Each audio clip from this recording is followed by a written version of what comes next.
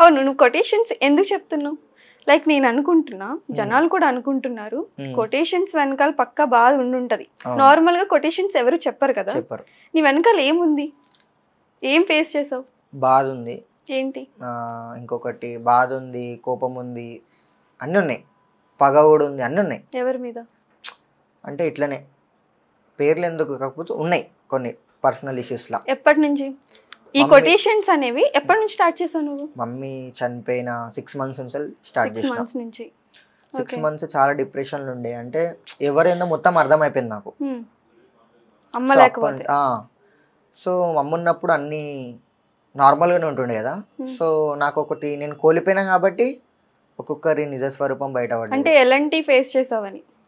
బాధలు ఫేస్ చేసిన, అవమానాలు ఫేస్ చేసిన, ఇంకొకటి ప్రతి ఒక్కటిగా బాధ ఫేస్ చేసిన. జాబ్ విషయంలోనా, మనీ విషయంలోనా, లేదంటే అమ్మ లేరు అనా? అమ్మ లేదు అని చెప్పేసి, మనీ లేవని చెప్పేసి, అమ్మ లేదు ఇప్పుడు వానికి వాల్యూ లేదు అని చెప్పేసి ఎగతాళి చేయడం, ఇక బ్యాక్ బిచ్చింగ్ చేయడం చాలా. ఫ్యామిలీనా బయట వాళ్ళ? ఫ్యామిలీ వాళ్ళు, బయట వాళ్ళు, ప్రతి ఒక్కరు.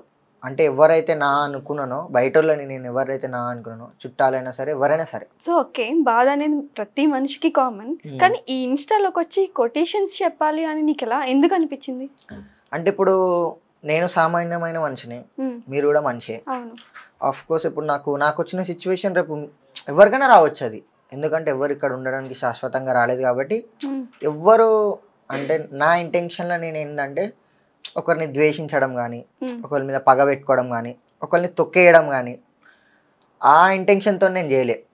నా పర్సనల్ ఇష్యూకి నేను ఏమైతే ఫేస్ చేసినో దానికి నేను కొట్టినా. ఎవరిని?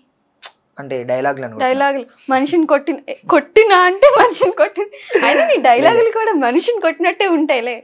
అంటే అవి మనసుకి తాకినాయి కదా, అందుకే మనిషిని చేతులతో కొట్టలేక మాటలు తాకినాయా? మరి మనిషికి చాలా తాకినాయి. ఎవరెవరికి? నాకు, మా డాడీకి, మా అన్నకి. నీ కొటేషన్స్ ఎవరికి తాకినాయా అంటున్నా? తాకేటోళ్ళే తాకుతూనే ఉంటాయి. రియాక్ట్ అయ్యారా? పని రియాక్ట్ అంటే ఇప్పుడు ఎదుటి మనిషికి ఎదురొచ్చే మాట్లాడే దమ్ము లేనప్పుడు వెనకాలనే మాట్లాడతాడు. ఓకే. సో అందుకే ఇప్పుడు ఆయన వెనకాల మాట్లాడుతుంది కాబట్టి మనం పట్టించుకోము కదా. అందుకే ఆ వీడియో రూపంలో ఆ వీడియోస్ ఎందుకు చేసినా అంటే ఇప్పుడు నేను ఒక మనిషినే కదా, ఇప్పుడు నాకు కొన్ని ఎక్స్పీరియన్స్ అయినాయి, ఈ ఏజ్లో కొన్ని ఎక్స్పీరియన్స్ అయినాయి. సో ఇప్పుడు నా పర్సనల్ ఇష్యూని నేను తీసుకొని పబ్లిక్లో పెడతలేను. నాకు అనిపించింది ఏదో నేను చెప్తున్నా వాళ్ళకి. సో అది వాళ్ళకి కనెక్ట్ అవుతుంది. కనెక్ట్ అయ్యేసరికి వాళ్ళు స్టోరీస్ పెట్టుకోవడం, సపోర్ట్ చేయడం స్టార్ట్ చేశారు. అంటే అమ్మ విషయంలో వీడియోస్ కూడా చూసాను నేను. ఏడుస్తూ దానికి కనెక్ట్ అయ్యారా, లేదంటే నీ కొటేషన్స్కి కనెక్ట్ అయ్యారా? రెండిటికి.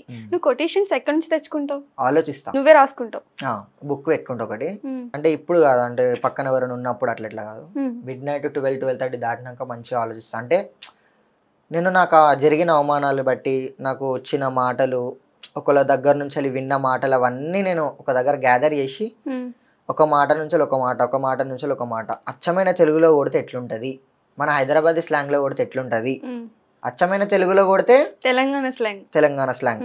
ఇప్పుడు తెలంగాణ ఒక స్లాంగ్ అయింది, హైదరాబాద్ లో ఒక స్లాంగ్. సో ఇప్పుడు తెలంగాణ దానికి సపరేట్, హైదరాబాద్ కి సపరేట్, మోటివేషన్ కి సపరేట్. ఒకటి కొట్టు ఇప్పుడు. అంటే ఏది మోటివేషన్ లేకపోతే ఏది? మోటివేషన్ అంటే మమ్మీదా లేకపోతే ఎవరికైనా ఓకే, ఎవరు ఏది ఇష్టపడుతున్నారో దానికి కొట్టి చాలు.